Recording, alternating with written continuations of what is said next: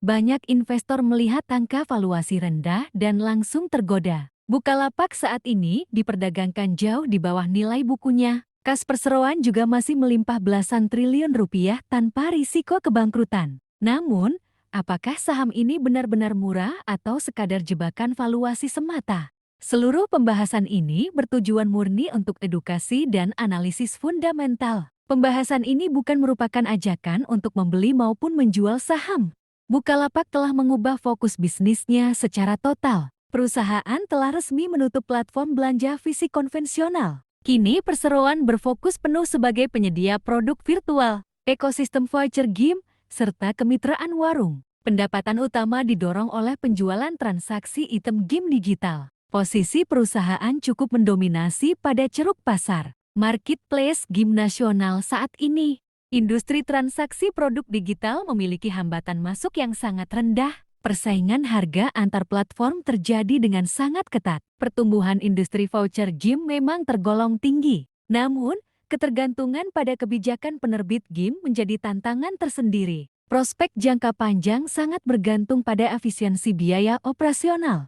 Dari sisi kinerja fundamental, pendapatan perseroan mencatatkan pertumbuhan signifikan. Beban pemasaran berhasil dipangkas secara besar-besaran. Arus kas operasional mulai bergerak membaik mendekati titik impas. Struktur utang perusahaan sangat rendah sehingga neraca keuangan tergolong sangat kuat. Namun, profitabilitas dari bisnis inti masih tergolong tipis. Kualitas manajemen dalam alokasi modal saham publik masih harus dibuktikan secara konsisten. Kepemilikan saham terbesar saat ini dipegang oleh grup media nasional secara mayoritas. Valuasi saham ditransaksikan pada harga pasar yang terdiskon cukup dalam. Nilai buku per saham berada jauh di atas harga pasar saat ini. Jika dihitung murni dari nilai aset kas bersih, nilai intrinsik berada pada kisaran Rp150 per saham. Margin keamanan saat ini berada pada tingkat 23%. Secara relatif,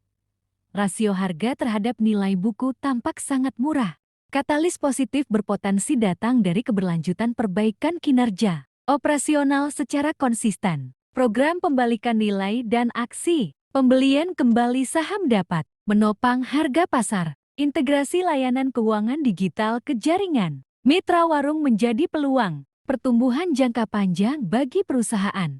Di sisi lain, risiko investasi tetap perlu diwaspadai dengan cermat. Fluktuasi nilai pasar pada portofolio investasi saham dapat mengacaukan konsistensi laporan laba rugi. Hambatan masuk bisnis yang rendah membuat konsumen mudah berpindah. Risiko pengetatan regulasi pada industri transaksi digital juga menjadi perhatian penting.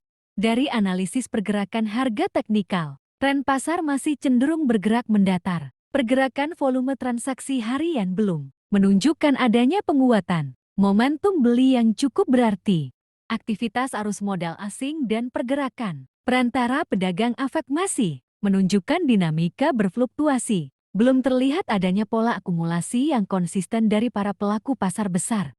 Secara kesimpulan, kekuatan utama perseroan terletak pada neraca keuangan yang sehat dan kecukupan kas melimpah. Namun, keunggulan bersaing bisnis intinya masih tergolong cukup lemah. Kualitas laba bersih yang dilaporkan banyak dipengaruhi oleh penyesuaian nilai investasi non-operasional. Saham ini tergolong dalam kategori jebakan. Valuasi selama bisnis inti belum terbukti mampu menghasilkan arus kas operasional yang kuat. Pandangan investasi menilai saham ini belum layak menjadi portofolio inti. Bagaimana pandangan Anda mengenai prospek transformasi bisnis perseroan ini? Mari bagikan sudut pandang Anda di kolom komentar. Jangan lupa ikuti analisis saham berikutnya.